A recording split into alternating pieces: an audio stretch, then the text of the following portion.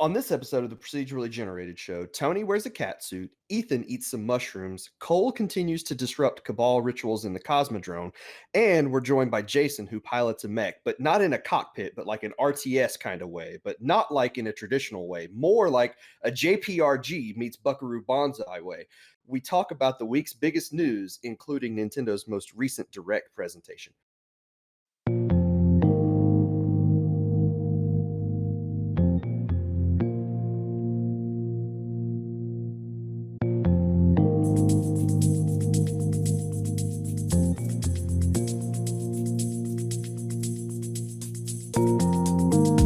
Howdy, everybody. Welcome to the Procedurally Generated Show. I'm your host, Tony, and joining me this week, I've got Ethan. Hey, Tony.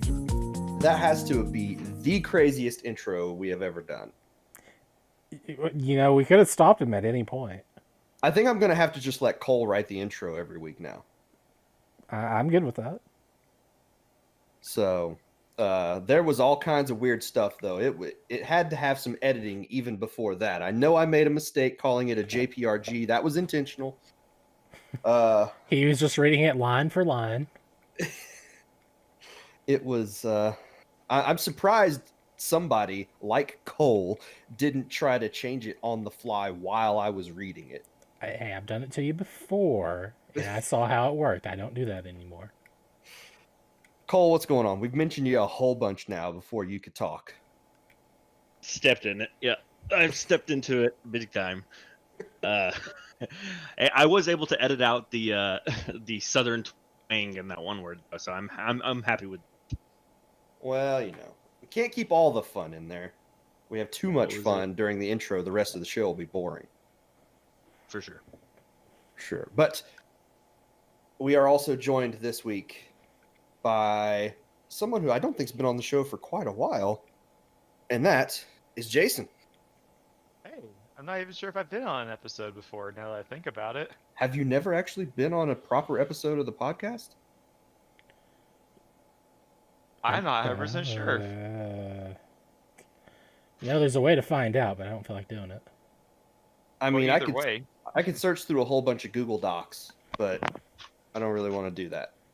So, like, okay, well, I'm pretty sure this is at least your debut on the Procedurally Generated Show. I could swear that you had been on the Oki Cast before. He has been. I have been on the Oki Cast. Mm-hmm. Okay. See, I was including everything, so. Now I need to get And a we also t-shirt.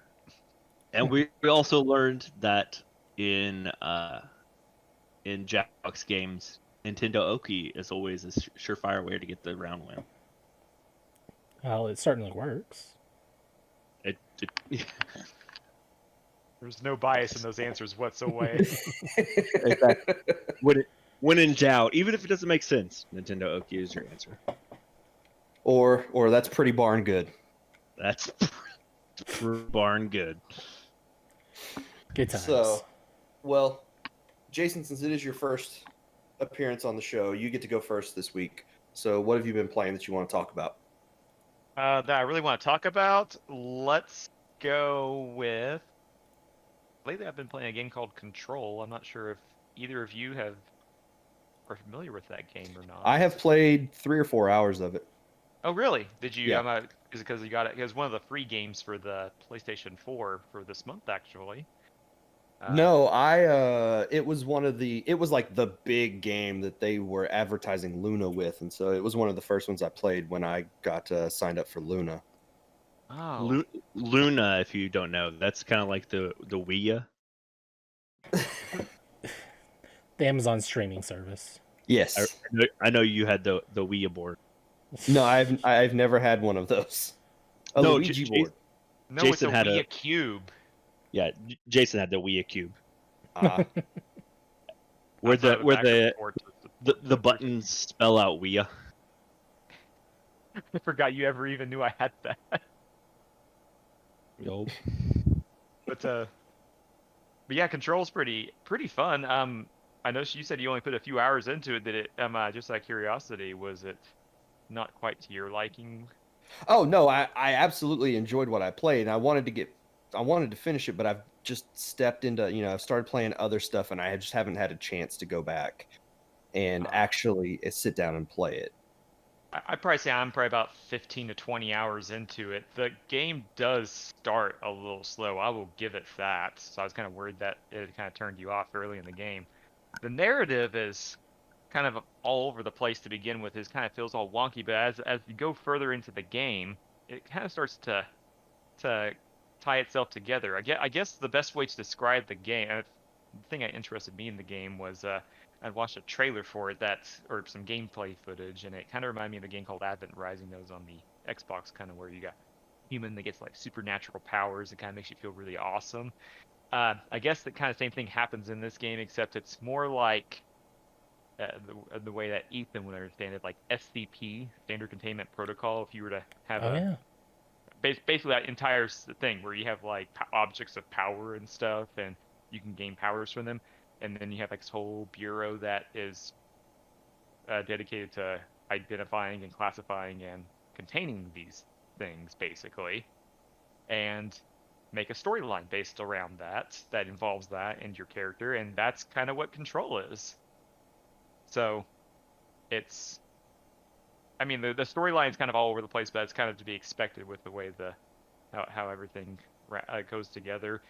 And a lot of the lore behind the story is contained also in a lot of the collectibles that you pick up, like little records and these random audio recordings you find, and that kind of adds a lot more depth to the game. It's really, it's kind of drawing me in the longer I play of it. The game does kind of get pretty difficult as you get later into the game.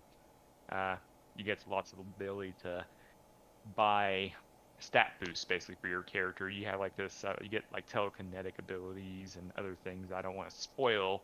Basically, that's one of the early things you get, basically. But yeah, I think pretty much the only thing I ever got access to was the ability to throw fire extinguishers at people and stuff like that. Specifically, fire extinguishers. Later on, you get the chance to like pick up. I'm gonna get up the abilities to advance those. Like you get the ability to, and you can see these when you. I'm not look at how your abilities go, but you can pick up grenades enemies throw at you, or stop rockets midair and shoot them back at your enemies, basically. So. Or even pick up enemies. Well, yeah, you can pick up enemies too. So you can pick up an enemy, throw it at a grenade. 2 stones, 1 bird, right? Sounds pretty darn good to me. Would you say that the game controls pretty good? The controls actually are pretty good. They give you a little bit as you get further in the game. You get more of a playground, I guess, with it. More ability to do different things, to get out of the way, and to interact in combat. Combat for me though, is pretty much I go and hide and dodge things, and I wait for my abilities to come back up so I can keep chunking more things at the enemies while taking cover. So I kind of do like that. I don't know. I guess you could probably do a up close and personal if you put the stat points into like physical combat stuff. But I'm kind of more keep people away from me kind of play style. Yeah. I like how the guns don't use ammo in a traditional sense. It's just like the ability kind of thing. It just comes. Yeah. And there's also different kinds of versions of the guns that you get.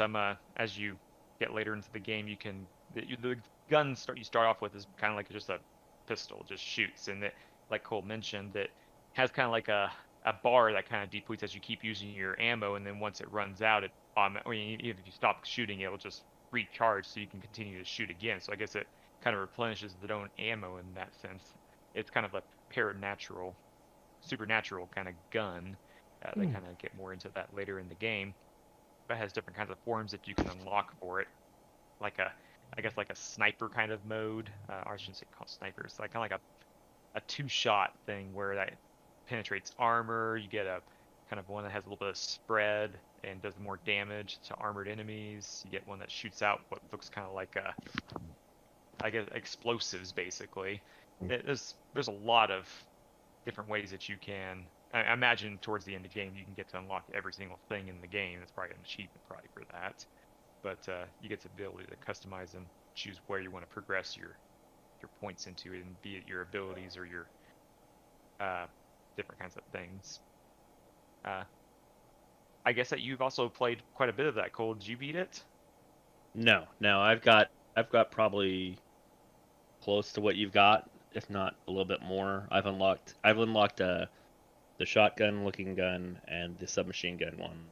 And then I have the ability to throw light enemies at other stuff. That's about as far as I've gotten. Now, one of the big things that kind of pushed me to this, I had a friend that told me that there was this one part in the game that is like one of the most impressive cinematic things, or not cinematic, I guess, impressive gameplay elements he's ever seen in a video game. And it has to do something with this maze within the game, but I haven't gotten to that part yet. Or I got to it, but I had no ability to really interact with it yet. So I'm kind of really looking forward to this to see exactly what it is that has got him praising the game so highly. I will note that I'm playing on a regular PlayStation base model, PlayStation 4, and the game does load pretty slow. It's probably much more optimized on a Pro. And at one point, or a number of points in the game, the frame rate starts to really slow down whenever there's a lot of action going on screen. And a lot of the things in the game are destructible. Just about everything is destructible in some way, and you can even toss just about anything at any enemy. But there's this one battle I got into, and things were starting to get a little hectic, and there's a lot of enemies on screen, and then it kind of started going to like a few frames every second, and then the game just hard crashed on me and brought me back to the PlayStation screen. Wow. That's only happened once though. We've had PlayStation do that a few times in Destiny. It may just be a base PlayStation. I'm playing on Xbox One, and it's just base model Xbox One. I'm not really having any issues. I'm curious to find out someone who's played through the game on the Switch and how that plays. Oh, I didn't realize it was on the Switch also. It is. It's on the Switch, but it's not native. You can only stream the game. So I'm really curious to see how the Switch has handled that for people, because I know I played when you play it on the Switch, you get to download the game for free, but you can only play like the first 10 minutes, where it checks to see if your internet connection can handle the stream. And you have two different options you can choose from. You can choose from make the game look pretty or optimize frame rate. And that affects how the game streams to the system. So I'd be really curious to know if anybody has played it on that system to see how it works. I mean, so far I'm kind of really enjoying the game. It's kind of fun to just pick up things and throw them at enemies. My only gripes with it right now are just the load times, but that's, I mean, with base PlayStation, I guess, how it's gonna be. You just need to delete Destiny 1. I have a pretty big external hard drive attached to my PlayStation. 2 terabytes. You don't want him deleting Destiny 1. He actually got me to download the update the other day. That was a pretty big update for starting Destiny with 1? Oh, sorry, Destiny 1. Sorry, I was thinking Destiny 2. Destiny 2's update is, it's depending on the last time you played it, it's anywhere between probably 30 to 120 gigs. Mm-hmm. Needless to say, that was pretty much the one big spike in my internet usage for that month. I bet. But yeah, that's about all I have to say with Control, unless anybody else has any other questions about it or wants to add any thoughts. No. The other game I kind of really wanted to talk about that I had just kind of within the last week stopped playing because I beat it, is Aegis Rim 13 Sentinels. That game is so good. It's vanilla. It's the new Vanillaware game, right?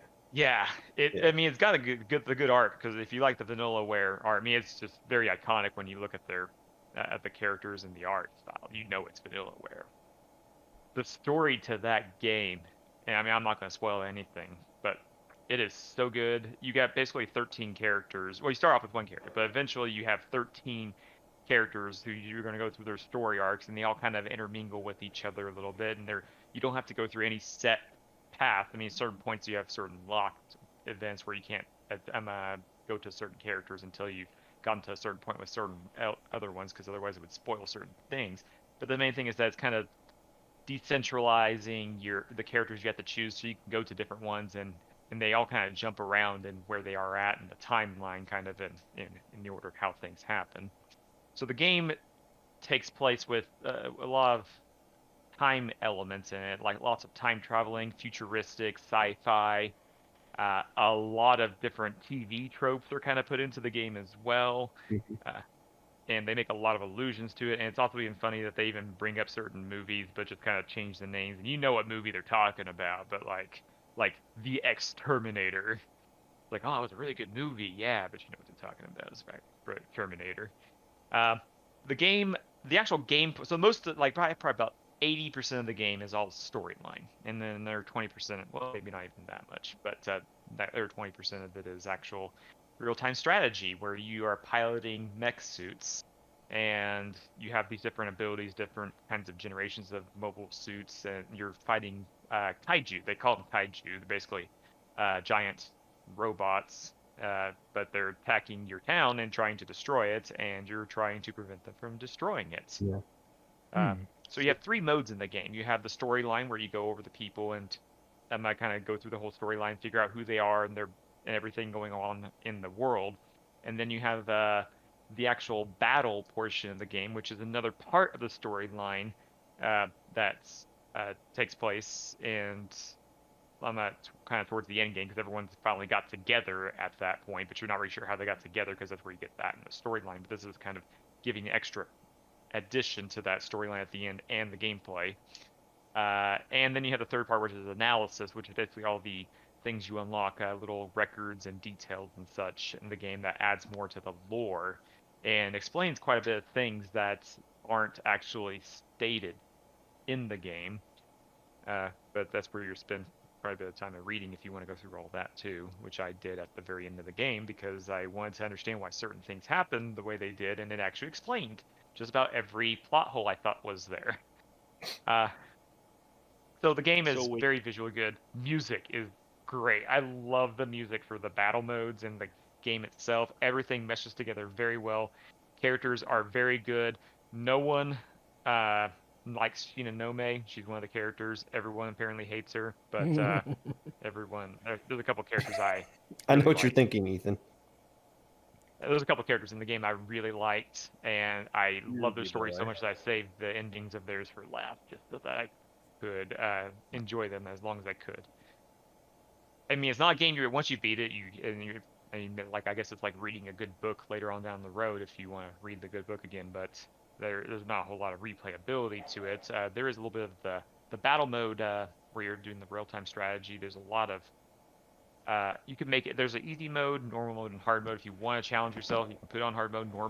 Normal mode I found to be not too difficult. I pretty much S-ranked just about everything which is also another thing you need to do for an achievement in the game. I was trying to go for the platinum, and for the most part, it's a visual novel with real-time strategy game built into it. I don't know what else to tell you guys about it. So with little no description of this game, I basically nailed it in the intro. Yes, you did actually. I guess. Look at that. In a Buckaroo Bonzai kind of way. I'm so happy. So it sounds really cool. 13 players, that sounds like Chrono Trigger. No. Final Fantasy. Oh, there was a game we were just Maybe. I thought you were just going to say Odin Sphere, but I mean, that's another vanillaware game. No. What's that game that we were talking about where you unlock a character and they have like one ability and then Ball you switch in to the new Wonderland. character? Or Ball in Wonderworld. Maybe. Yeah. 8 buttons and they all do the same thing. Yes, that's the one. Okay. Yeah, but this seems a lot more. This is the Buckaroo Bonzai part of this. The more of, no, it's reminding me of the one where you were like, it's like all the games in one. Last Action Hero. Okay. Actually, I haven't seen that movie. The only thing I know of Last Action Hero is a Super Nintendo game, and it is not an easy game. You need to see that movie. It's good. No, just the emulgation of all the. No, not Last Action Hero. Then what is the game we just saw on the Direct? I don't know. You talking about the no, that the Operation Triangle? Octopath Traveler? Anyway, hey, why don't you tell us what's going on in Destiny 2, Cole? Okay. Sorry. This week they've unlocked a new battleground. Mm-hmm. Caiatl's forces are still invading, Mm-hmm. so they've got a stronghold on the Cosmodrone. That's the old Destiny 1 location on Earth. Mm-hmm. Basically has nothing to it right now except new lights, have a few missions, there's a few strikes, and now they've got the new battleground there. So you once again go prove your worth, take out these Cabal leaders, go through several waves with matchmaking. So 2 random people, one who's really into it, trying to get stuff done. So every time you try to get a kill, they're still in it. And then the other guy who's on his phone, talking to his girlfriend or whatever. And dying So constantly out there, or lagging yeah, behind. constantly dying, laying behind, doing nothing. Yeah. And then But it's there's fun. me, who's out there getting killed anyway. Yeah. It is. Starts off. The first activity is 1100. The playlist is like 12. It's gotta be 12, I think. I think it's like 1230. I think it was 12:10, wasn't it? Depending on which one you choose. Yeah. I guess the playlist activity would be 1210. Yeah. But yeah, it's the same thing as last week last week. Just they've added one new battlegrounds. The playlist now has the battleground on Europa, Nessus, and Cosmodrome. the Cosmodrome. Yeah. Not a whole lot more added to it. They did release the exotic quests, the presage, for an exotic scout rifle. It's hidden, but all you have to do is do the fall this week, and then at the very beginning, you go off to this open door that has a ton of those flame turrets, Mm-hmm. machine gun turrets. You go through there, you beat a boss. There's a scannable. Then you go back to the tower. Zavala is like, yeah, you need to personally investigate it. And this mission is amazing because it is like a horror genre. I'm pretty sure they let one of the world developers, Eve, ahead and probably headline this mission because it's spooky. It's got platforming. It's got You have the undead fallen in there, the Scorn. Yeah, the Scorn are who have been out of the game since Forsaken, pretty much. The only place you can find them are on the Dreaming City and the One Strike. Yeah, they're back with a vengeance, and it's a really good mission. The gun's really good, Yeah, and just like the Harbinger mission from last season, you can redo the mission each week and get random rolls for it. So I need to go back and do that. So I have the random roll. I need to try to do the solo or the flawless. So that way I can get the lore. Lots to do. I haven't done any of my raids this week. I did help a team do a Divinity run on Garden. I'm going to probably go back to start doing Garden of Salvation so that way I can get that title before it fizzles out. And it's basic stuff. Working on the Nightfall, get my light up. So far, I'm going to say 1302 is my highest. It might be a little higher than that. Jeez, I'm barely like 1270 on there. We just need to get in and run some stuff, man. Yeah, I don't even know what my light level is now. You'll be at whatever the base is now. I was going to say, you're at least 1100 since that's the base. Oh, yeah. Some guy today. Someone came into my stream and was like, you're really cool. Do you think you could run some stuff with me? Aww. I appreciate the thanks, and yeah, I'm doing nothing. So, some strikes, because he needed to get his light up from 1100. So we ran some strikes, and then I was like, do you have an artifact? No. It's like, let's go get your artifact so that way you can level up faster. Because you need the power bonus as well. Mm-hmm. We did that, and then that was about it. And played some mobile games on my phone, but Did you tell The him one thing Did you the tell one him? thing I got from your stream was that you really like that shotgun. Shotgun. or whatever. There was some gun you were using a whole lot. It was like a shotgun. You loaded like 6 shots in it at a time or whatever.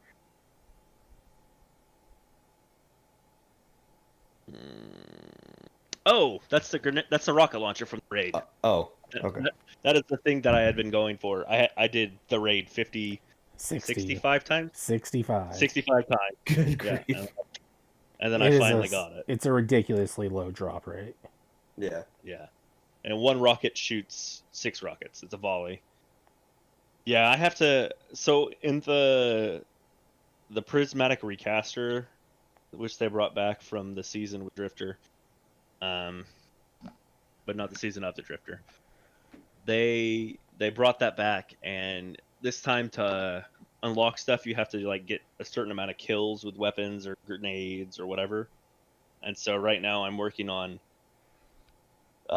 the submachine gun or sidearm, so I'm doing submachine gun kills, and the linear fusion or rocket kills. So I'm using the rocket because I haven't got to use that. I just got it. Mm-hmm. Oh, cool. Yeah. All right. Well, were you gonna say something a minute ago, Ethan? I already forgot what it was. Zodiac Children. Yeah, got that one. A few other ones I can't remember. I'll probably touch on Control more next week because like Jason was saying, the game is really good and it's really fun. All right. But that's about it this week. Okay. Well, what about you, Ethan? Did you know that Mars is the only known planet inhabited solely by robots? Ethan? I have I've seen footage of the robot living on Mars. Yep. It's a reference to the the Mars rover landing, Curiosity? whatever it was, earlier this week. But anyway, video games. I finally got my copy of Super Mario 3D World in. Did it finally come in? Came in on Thursday. Yeah. Dude, you must have got through that. You ran through that game. Oh, I've played. Actually, I played everything on there except for the Bowser's Fury. Yeah, I haven't touched Bowser's Fury yet either. Yeah, so What? I wanted to enjoy 3D World first. I would have been like, sign me up as Super Saiyan Cat Mario now. I'm waiting on my amiibos to show up. Okay. And see, Oh, do I they got it. interact with the game? Do what? Do the amiibos interact with the game? Yeah. Oh, That's what the point of having an amiibo is. I've never taken one out of the case before. Yeah, if you actually use them in the games that they're supposed to be for, they give you things. Yeah, like Breath of the Wild, everything gives you items and stuff. It's great. Yeah, it's kind of like the only way to get like the Guardian different parts. well, no, you can get Guardian parts to actually play It's the the only game. way to get Epona. Yes, and it's the only way to get like the Skyward Sword outfit, the Ocarina of Time outfit, and Wind various Waker. stuff like that. Oh, I think it's the Majora Mask set or something on there. You get something like that. How do I get a motorcycle? DLC. Yeah, And you have to have to beat that pay DLC, and it's tough. Challenge accepted. Yeah. Anyway, Super Mario 3D World, Bowser's Fury. I waited 7 days for that to come in. Yeah, it took a while. Yeah, it was From delayed for launch day. weather issues, which the weather didn't hit for like 48 hours for them to have the issue, which angered me greatly. But it finally came in. So I don't recall playing 3D World on my Wii U. I was wondering if you actually had played that before. Oh, I have. It's just I don't recall it. I played it with my little sister on there in co-op mode, and I know she wanted to just like blaze through there, and then we'd go back and collect stars and stuff on there, and so I didn't really remember anything doing it myself on there because whatever.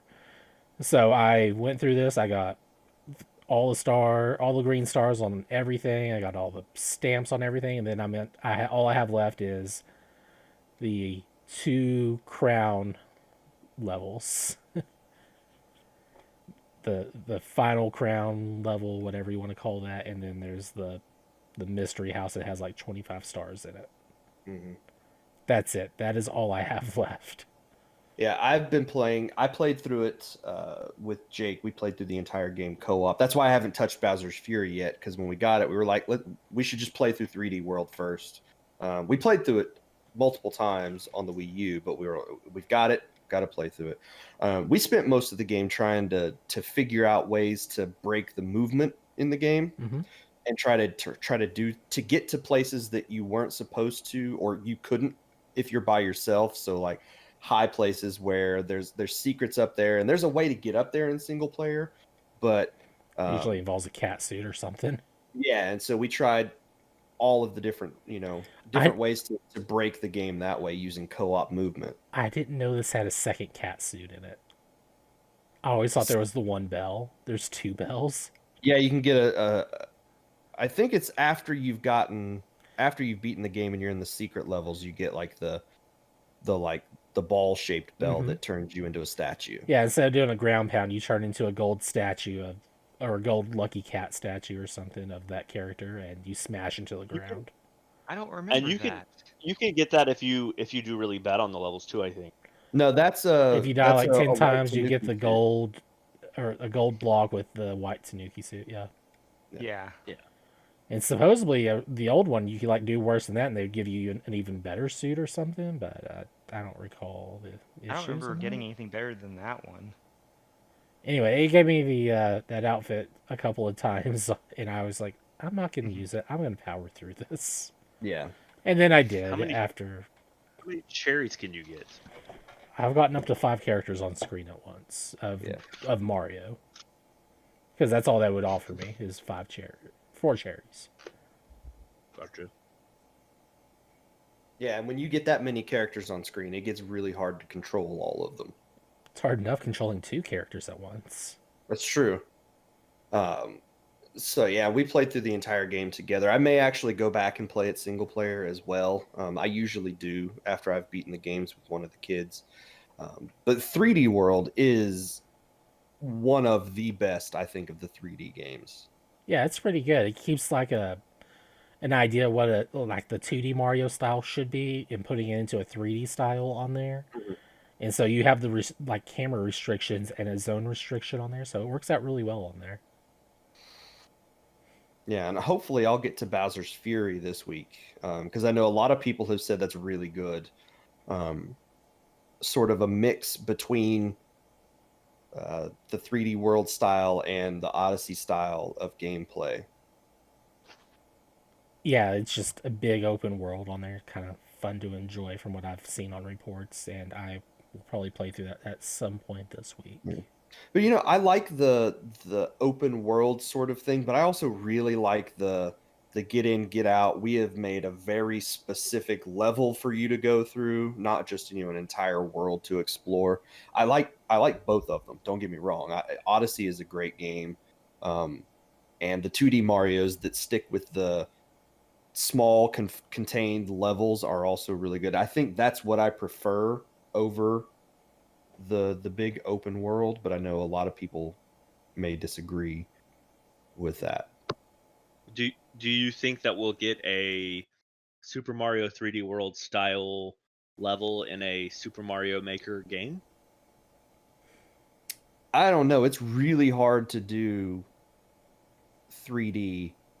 It's much easier to do 2D worlds and make it easy and intuitive for someone who isn't a game designer to make levels in it. Yeah, it's easier to work with tile placement rather than figuring out 3D 3D space. structure space. Yeah. That's why in like Mario Maker 2 they have the Mario 3D World stuff, but it's in a 2D setting. Yeah. No, and I don't know.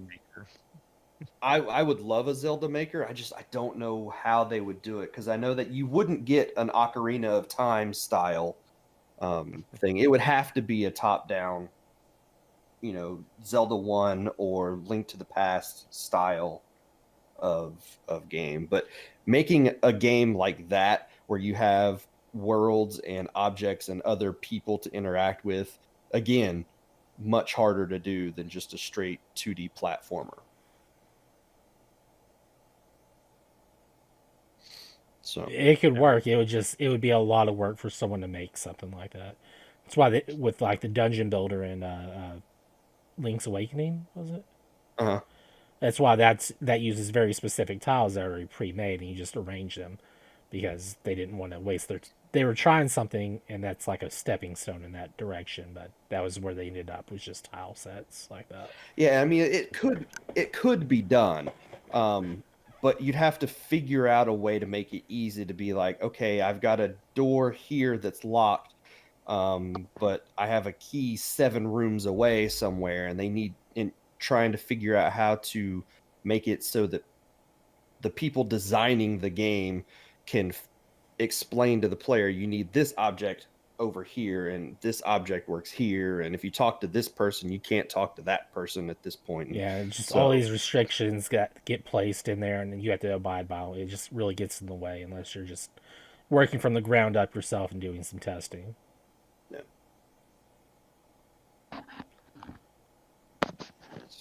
So yeah, Super Mario 3D World on Switch is pretty good. It's really good. Like, it really is. Everything's the same pretty much for Would the you original say? Mario 3D World, right? It's got Well, online play, so that's new. Yeah. Oh, okay. Is this the Said. first Mario game to have online play like this? Mario 35.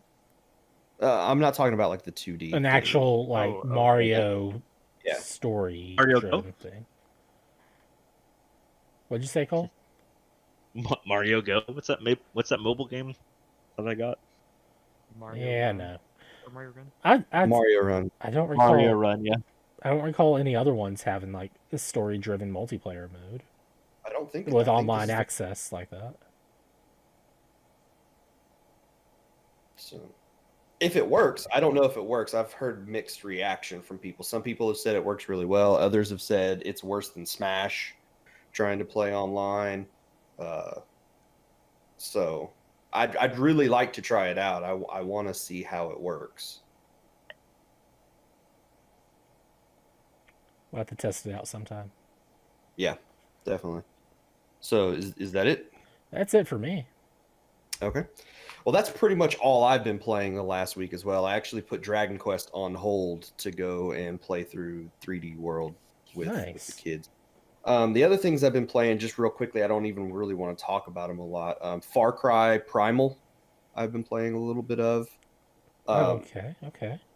It's part of the Ubisoft Plus subscription. I've been playing it on Luna. I was looking for something to play the other day, and I was just like, okay, I'll turn on Far Cry Primal. I thought it was a short little sort of Far Cry side story thing, but apparently it's not. It's like a 30 to 40 hour, regular length Far It's Cry a game. full Far Cry game, yeah. Yeah.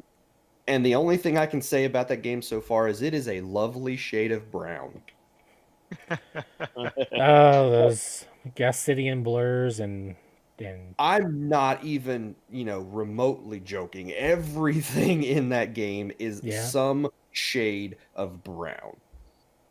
yeah. That's So- Primal. Like animal fur, the ground you're walking on, the cave walls, all the clothes you're wearing. Everything is brown. Everything is covered in dirt. Mm-hmm.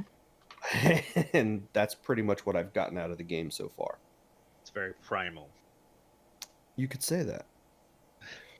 So, but then also I've been playing a little bit of the Capcom Arcade package that came out this week. That was part of the Nintendo Direct that was out. You could download it for free right now, and if you download it for free, you get 1943. You get the arcade version of that, which vertical shooter for anybody who doesn't know. It's the name implies that it's somewhat like a historical based shooter, but there is nothing historical about that game in any way. The only way it can be related to World War II is the fact that it takes place in 1943. That is it. The other thing, The other thing you can do is if you download it right now, for the first week, I think Ghosts and Goblins is free as well. So Yeah, but then you have Ghosts and Goblins.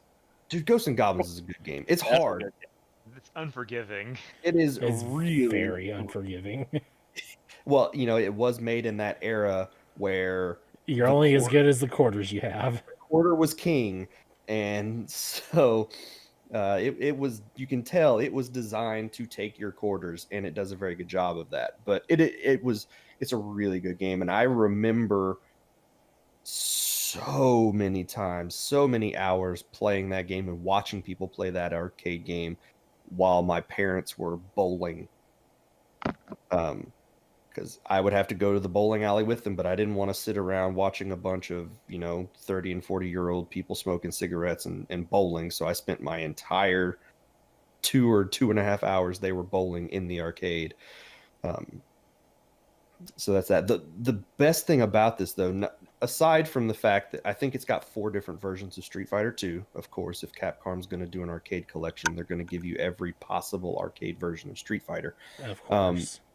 The UI for the game is really well done. Like, all of the games are presented to you like you're looking at the arcade cabinet. So, and there's different arcade cabinets to choose from.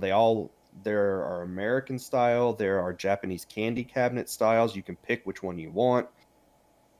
And it changes the look of the arcade cabinets that you're playing on. Also, one really neat touch is that even though when you're actually playing the game, you can't see it, but the joystick and the buttons react to the buttons and the joystick inputs on your controller.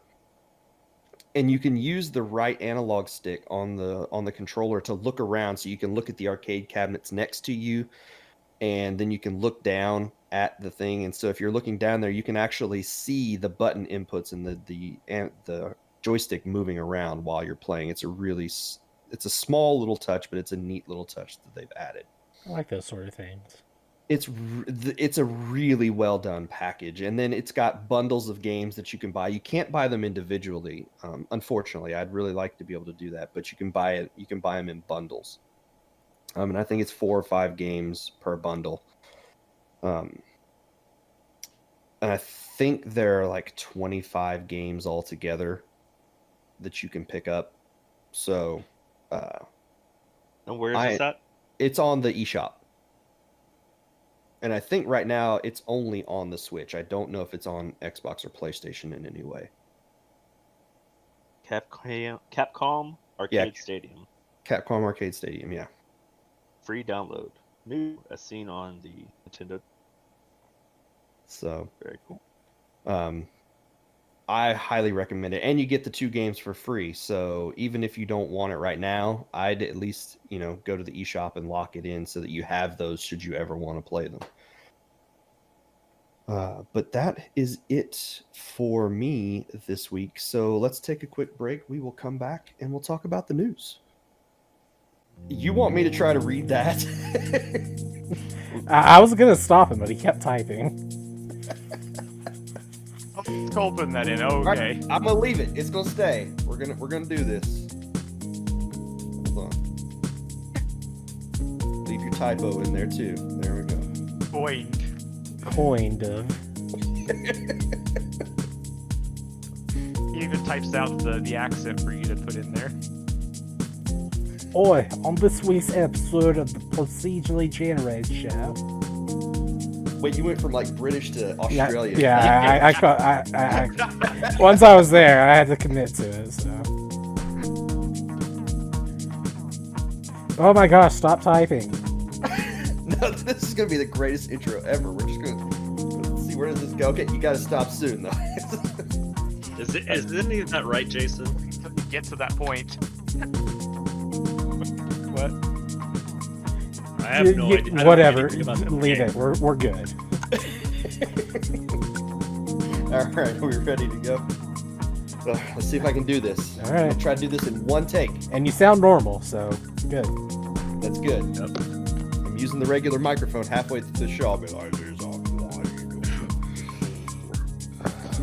all news episode." All right. All right. Can I do it in one take? Should we take bets now? As long as I could take the no bet.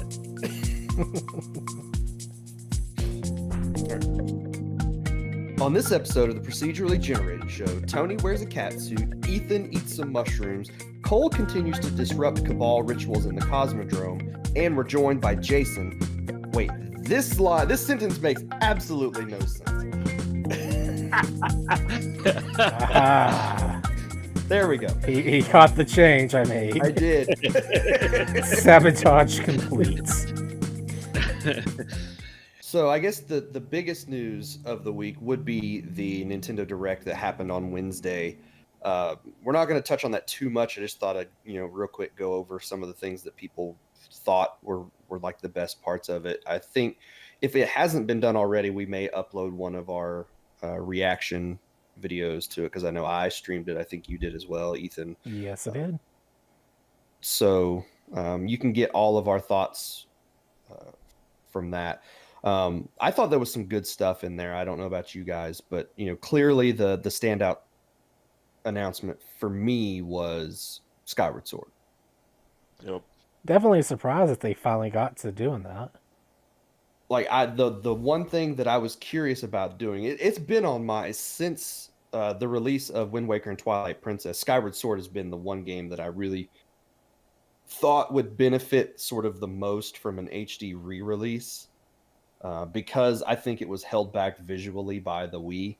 It really was.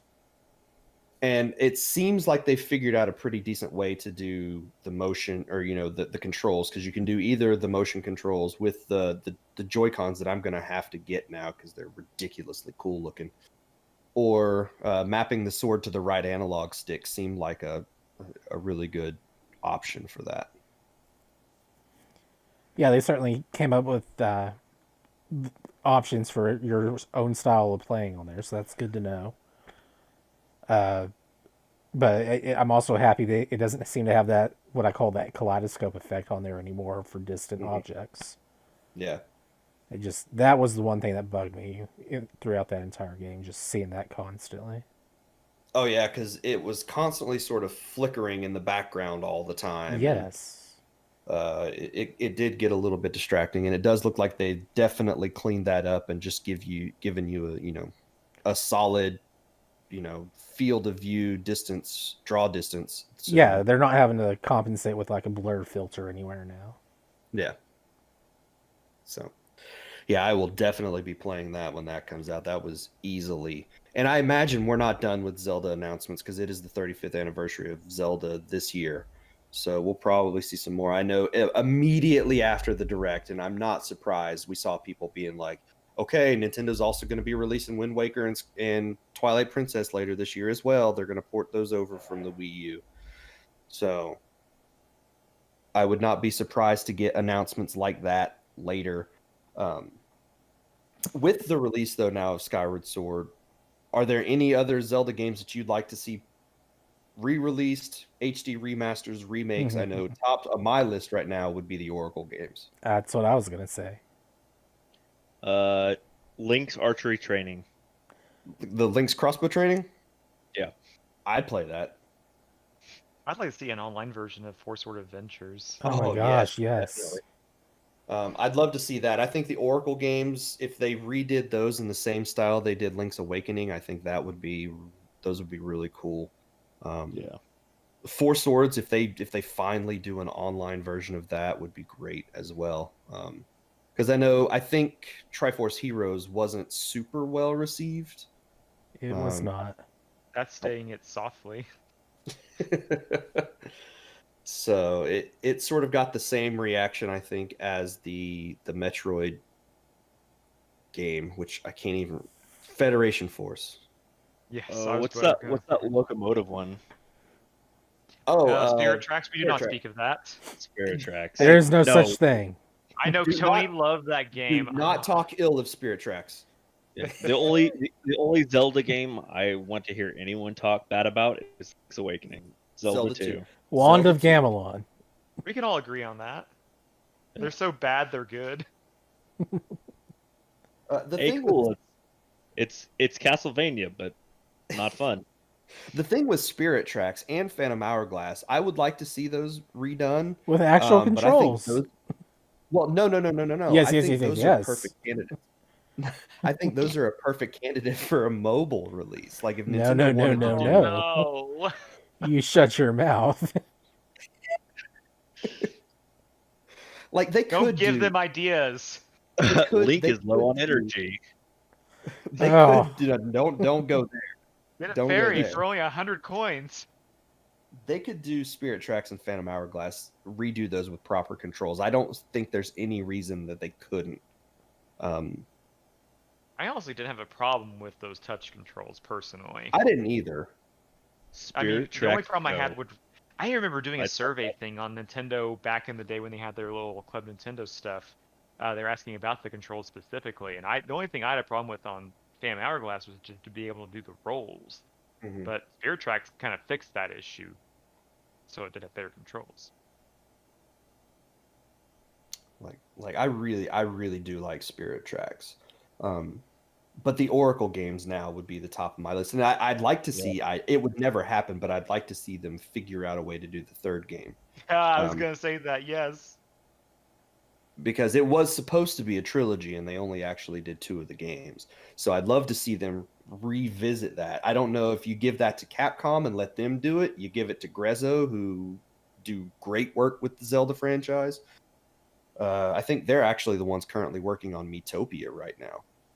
Didn't Capcom make And World War Season Miitopia Ages? is Yes, they pretty did, darn Jason. good. Yeah. That was Yeah. the highlight of the direct for me. Capcom did the Oracle games and Minish Cap. Mm-hmm. Minish Cap So- is so underrated. Yeah, Capcom did really good with the Zelda games that they Yeah. were given. So, but aside from that, and your pretty darn good reaction, is there any other highlights from the direct for any of you? I thought it was kind of cool they're bringing back Legend of Mana. I hadn't played that since college. I'm happy with the No More Heroes 3 stuff that was talked about. Yeah, it's good to see that they're finally getting close to being done with that. I was happy Now, they once you acknowledged that. started talking about Zelda, everything just I forgot everything except no, I even forgot the pretty darn good thing. I had to look it up. I had to go back to the stream just to. Yeah, once you said Zelda, I was like, erase everything else. There is no other thing to talk about there. Yeah. I like that they acknowledged that Zelda Breath of the Wild does have a sequel that is still being worked on. Yeah. Yeah. Well, you come out and immediately you see Aonuma, like, okay, we're gonna get some Breath of the Wild 2. I'm have sorry no to tell you, but we have no news on Breath of the Wild 2 right now. Like, And then at that point, everyone's but like, here's what are you another out game. here for? Yeah, what do you bring Aonuma out for unless you're going to talk about Breath of the Wild 2? So He comes out and talks about his this- retirement instead, and everyone's, no. I regret to announce this is the end. I'm going now. And one more surprise. Oh, Miyamoto's retiring too. That'll never happen. No, he'll be at Nintendo till the day he they dies, they are I'm going sure. to just keep cloning him and having the clones make games. Exactly. So, well, aside from the direct, I think Blizzard also had a little sort of conference this BlizzCon Online or whatever you want to call it's happening. BlizzCon Line is what they were calling Yeah, it. that thing. And Is this about the weather we've been experiencing? No. yes, it is. They decided to come out and talk about whatever stuff they have, Diablo 4, whatever that one's subtitle They released is. an arcade compilation of games as well. That too. They talked about the rogue character in Diablo 4. They're bringing back Blackthorn, The Lost Vikings, and Rock and Roll Racing today. As of yesterday, the 19th. Sorry, I'm reading news backwards here. They're releasing more World of Warcraft. Yeah, and the new upcoming raid. Also, World of Warcraft Classic is getting an expansion to Burning Crusade. I'll let you figure that one out there yourselves. Yeah. Hearthstone was mentioned. Who cares? The biggest news that I've taken from this: Diablo 2 Resurrection. Or Resurrected, sorry. So this is a remake of Diablo 2, right? Yes. Okay, this is good news. Like, Diablo 2 is a fantastic game. Yes. And it's like they kept the original and then updated it to look more like the newer stuff. So it's not like just a high res version of the old game. It's all like a complete rework of everything. Very nice. Like and, Warcraft 3. No, not like Warcraft 3. That was just a bad thing altogether. of any of the Diablo games, Diablo 2 is the one that I think most people would want to revisit. Yes, I'd agree with that. It's like they announced it. I'm super happy for that. I want to play it right now. By the way, just in case anyone's not aware, if you have your CD key for Diablo 2, all you have to do is go to their website, register it, and you can just download it onto your computer. Mm-hmm. Nice. Me and Cole did that once. I did that for Warcraft 3, actually. You know, I would like them to go back and do a new Warcraft game. I don't. I want them to go back and finally work on StarCraft Ghost proper. You thought Duke Nukem Forever took forever to come out. You'll be holding your breath on that one for quite a while. Well, someone did find the actual game stuff that was playable for that a few years ago and put it on the internet, so people played it. Oh, I never heard that. Okay. Yeah. I need to find that data and see if I can do that. Probably need to get an Xbox that works as well. But yeah, that's the thing. Not a good thing, but they can make it a good thing. I suppose they could. One thing I know looks. Is there any more? I was gonna segue into something else that's being resurrected. I was getting ready to say, based on things that look good, that new Mortal Kombat trailer looks phenomenal. Yeah, it does. Like, I was not really expecting a lot, but it looks really good. Yeah, based on the screenshots we had before, it was like, okay, that looks all right. And then we get the trailer, it's like, oh my gosh. This looks like a good video game movie. Like, it's not campy, cheesy. They are going, the trailer was one of the Red Band trailers, which means it had some language, it had lots of violence. It's Mortal Kombat. Yeah. Like, they did not, and you can tell they did not hold out on the blood budget in this movie, because it was everywhere in that trailer. And the coolest shot, I thought, for me, was that moment when Sub-Zero had stabbed somebody and then made a knife out of their own blood and stabbed them again. Yes. Like, I was not expecting that. Like, I haven't played a Mortal Kombat game.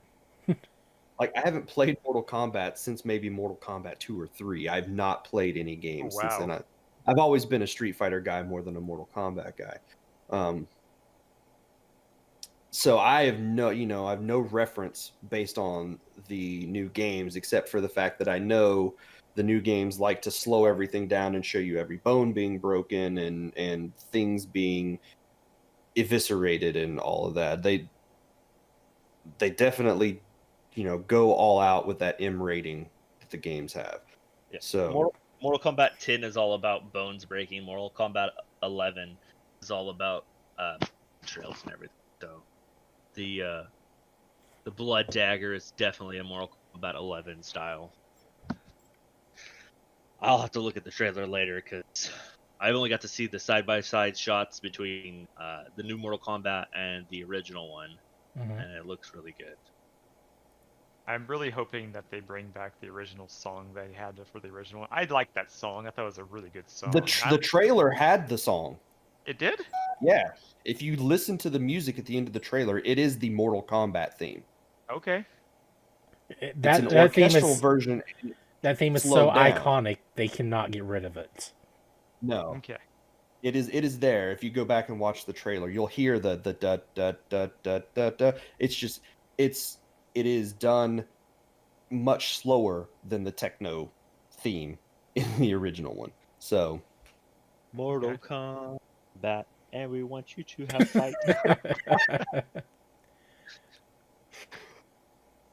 so yeah, and I think we are all going to watch this movie as soon as it comes out, because it will be. I think it's theaters and HBO at the same time. So And when does it come out again? April 16th-ish. It sounds about right. It's somewhere around April. Hmm. I know it's the middle of April. We might have to do a watch party. Yeah. Yeah, April 16th. So I happen to have HBO Max, so we could watch it together. That's a Friday for those who don't know days. That is a Friday. Another movie we could all watch together is the Monster Hunter movie. Yeah. Although we're Played not Monster looking. Hunter, Tony? Oh yeah. Wait. No, I'm stupid. Yes, you have. I have played Monster Hunter, yes. It's like one of these we're looking forward to. The other one we just want to laugh at. Capcom next month is going to be doing a series of streams for Monster Hunter Rise. Okay.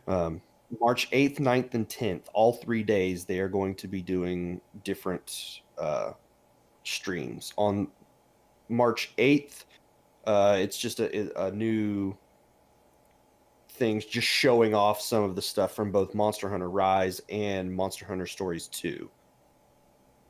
Both of which look really good.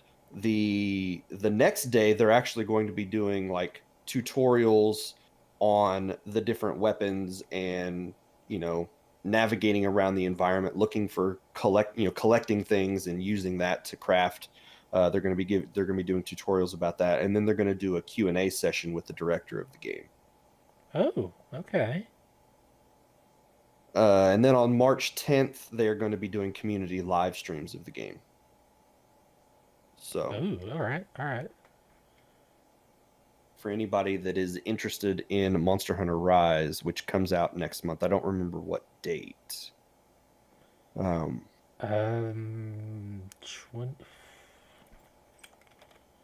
Monster. I want to say it's it's like during the week of the 20th, somewhere in there. Looks like the 26th. 26. Okay. So, well, there you go. I forgot pre-ordered.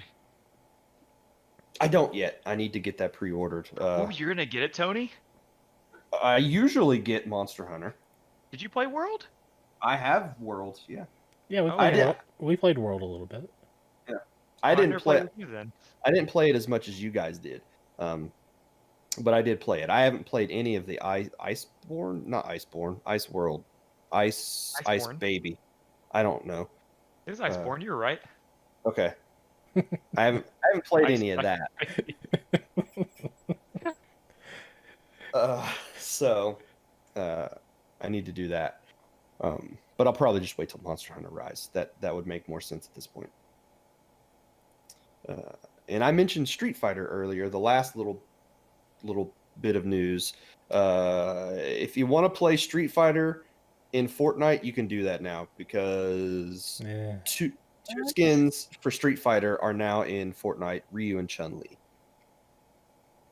So now you can run around as Ryu doing Gangnam style dancing for no reason. You absolutely can. These two, Street Fighter seems like a weird inclusion because normally with like the Fortnite stuff, they do characters that make sense in that. Like, you know, if they're doing guest characters, it's the Mandalorian or people that use guns in their stuff, and nobody in Street Fighter uses weapons like that. So it's a strange inclusion for Fortnite. I just want to now see an army of Ryus running around the island with automatic weapons. Peace was never an option. Ryu has gotten tired of just punching people and shooting fireballs at them. He is now just going to shoot them with a gun. Will we at least shout Hadouken while doing it? Oh man, I hope so. Every time a bullet comes out of the gun, he's got to say Hadouken. Oh gosh, a fully automatic. That's more KK. So yeah, Street Fighter, and they are live now. So you could go play Fortnite and get your Street Fighter skins if you really want to. Right, we're doing after this, Ethan. Not playing Street Fighter or Fortnite. So, well, unless anybody has anything else they want to talk about, that's it. That is the news for this week. Well, that was pretty darn good, if I must say. So, thank you, Jason, for being here. Thanks for inviting me. Thank you, Cole. Thank you. And Ethan, thank you for being here as well. See everyone next week. Bye. If you want to reach out to us, we have new ways to do so. You can email us at procedurallygeneratedent@gmail.com. If you like what we do, you can support us on Patreon by going to patreon.com/pgent. Patreon supporters get the video version of the podcast a day early. Follow us on Twitter at twitter.com/progenint. Check out our YouTube channel, and we still have that famous Facebook group where you can interact with us on a daily basis as well.